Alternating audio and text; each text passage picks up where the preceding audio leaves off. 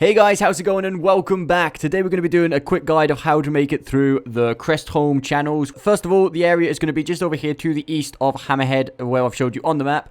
And come over here. This is one of the optional dungeons that is necessary to complete if we want to get the vault key, which opens all those annoying big vault doors at the end of a lot of the dungeons and tombs, which I'm guessing is the reason most of you are watching this video in the first place. If you're here to find out where to get the headlights, I have a separate video on that, which I'll leave here on screen just in case you're here for something else. The entrance to this dungeon is going to be down this ladder we have just here.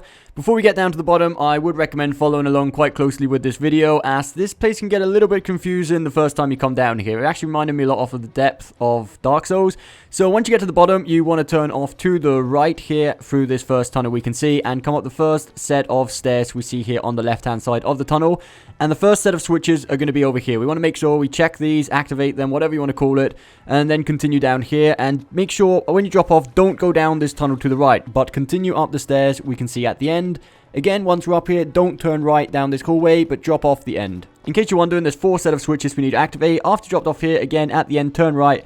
And when you get to here, again, be careful. Don't go up the stairways to the right. You don't want to go through that tunnel. Instead, turn left here until you get here where the fence is. Then turn right and continue through the only passageway possible until you drop off this ledge just here. This is quite a noticeable landmark. You want to jump off here to the left of the railing and make sure you go through the third, which is the one just before the end of these 4 tunnels. When you continue down here, when you get to the second square room on your right, you should be seeing the second set of panels you need to activate. So quickly activate those. The reason I'm not doing it is obviously because I've already done it. And then drop off the end here. You might want to kick down this ladder for whatever reason if you need to go backwards.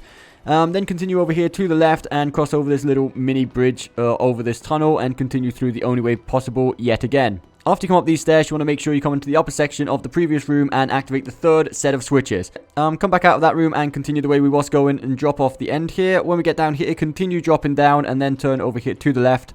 Drop down one more time, and when we get to here, be very careful. Before sliding down here, there is going to be a mini boss battle, which is going to be one of the snake enemies, which can be quite powerful. I recommend being at least level 45 for doing this. I'm obviously really over leveled, and I've actually already defeated it. A quick tip I would definitely recommend you do before taking on this boss is make sure you have the moon pendant.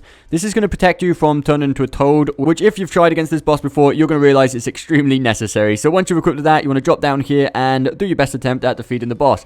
Once you have done that, you want to continue through the only tunnel possible from here on out and then turn to the left. Again, when we get to the top of these stairs, turn left one more time, and yet again, continue through the only passageway possible. Then you get to here, drop off, and we've got to go up there. I'm not sure how prompt though, it's already up there, but he better turn around. That's exactly where we're going. Climb up this mini ladder and continue through the hallway. Be very careful, don't go straight off the end like I've already done multiple times before recording this video.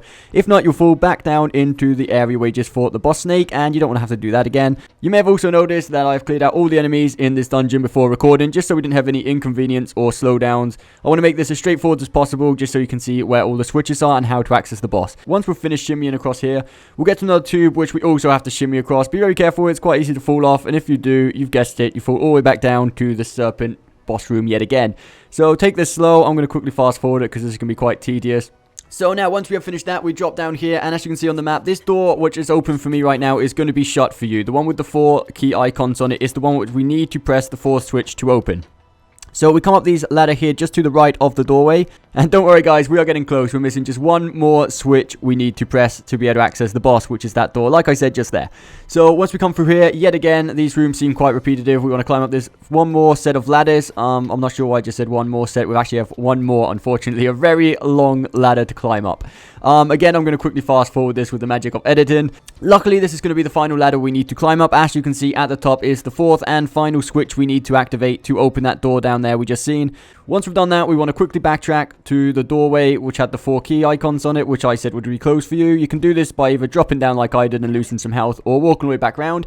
And now you'll realize this doorway is finally open. The boss down here is level 50, I think it was, or 55. It depends if you've activated the quest. There's actually a bounty hunt for this boss down here, and I think it adds like 9 levels onto it if you're doing the quest. If not, I think it should be level 50.